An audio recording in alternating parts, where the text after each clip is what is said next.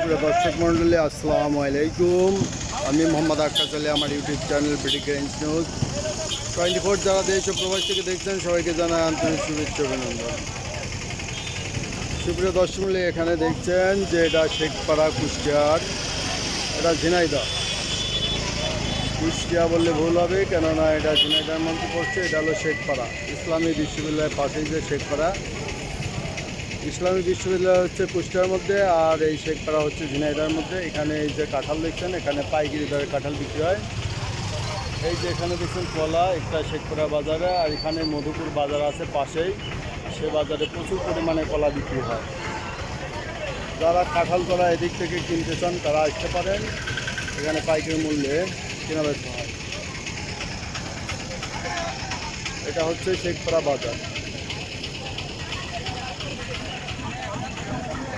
এই দেখেন, এই যে পাশে কলা আছে, আর এটা বাজার।